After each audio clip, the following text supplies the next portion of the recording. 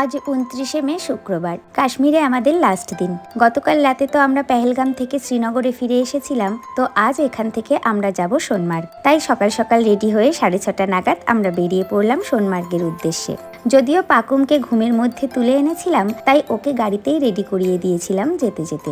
এরপর প্রায় ১.৫-২ ঘন্টার পথ পেরিয়ে ৮:১০-১৫ নাগাদ আমরা পৌঁছালাম সোনমার্গের পার্কিংয়ের কাছে এবং এখান থেকে মানুকে খাইয়ে ইউনিয়নের গাড়ি নিয়ে 8:30 নাগাদ আমরা রওনা হলাম গুমরির উদ্দেশ্যে। এরপর 9:30 নাগাদ পথের পাশে একটা জায়গায় নেমে এখানের একটা দোকান থেকে ম্যাগি ও ডিম টোস্ট খেয়ে গাড়িতে আরও 20 মিনিট পথ এগিয়ে পৌঁছালাম জজিলা ওয়ার মেমোরিয়ালে, যেটা গুমরিতে অবস্থিত। এরপর আমরা মেমোরিয়ালের পাশের এই জায়গাটিতে এলাম, যে জায়গাটি দেখে চোখ জুড়িয়ে যাচ্ছিল। কাশ্মীরে এসে এই প্রথম বরফের এত কাছে এলাম আমরা। গতকাল রাত থেকে আমরা এটাই ভাবছিলাম যে এখানে বরফের দেখা পাওয়া যাবে কিনা। আর আমরা যেহেতু একটু সকালের দিকে এসেছিলাম, তাই বেশ ফাঁকা ছিল। তো যাই হোক, সবাই মিলে রিল বানানো, ফটো তোলা, এই সব কিছুর মধ্যে দিয়ে প্রায় 1 ঘন্টার মতন সময় এখানে কাটিয়ে 11টা নাগাদ বেরিয়ে পড়লাম আবার, এবং মাত্র 10 মিনিটে পৌঁছালাম 0 পয়েন্টে। তবে পাকুমের অসুবিধার কথা ভেবে আমরা আর এখানের বরফে নামিনি। উপর থেকে দেখেই ফেরার জন্য রওনা হলাম এবং পথে সোনমার্গের শেষ গ্রামটিকেও দেখে নিলাম দূর থেকে। যাই হোক, এরপর 12:15 নাগাদ সোনমার্গ পার্কিংয়ে ফিরে 12:45 নাগাদ এখান থেকে ঘোড়া করে রওনা হলাম থাজিবাস গ্লাসিয়ারের উদ্দেশ্যে।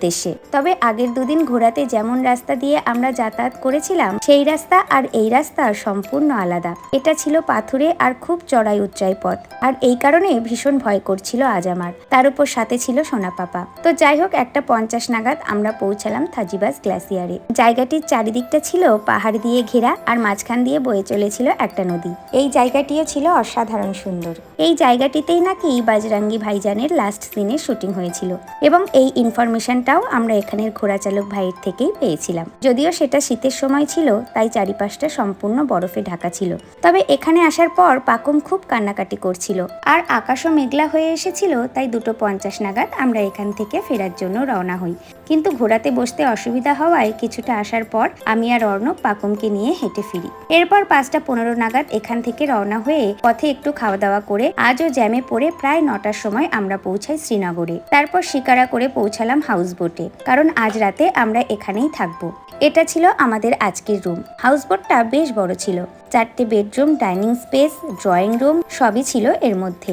সাথে ছিল ঘরোয়া কাশ্মীরি ডিনার, যেটা এই ট্রিপের বেস্ট খাবার ছিল বলা যেতে পারে। যাই হোক, সব মিলিয়ে শেষের দিনটি খুব ভালো কাটলো আমাদের।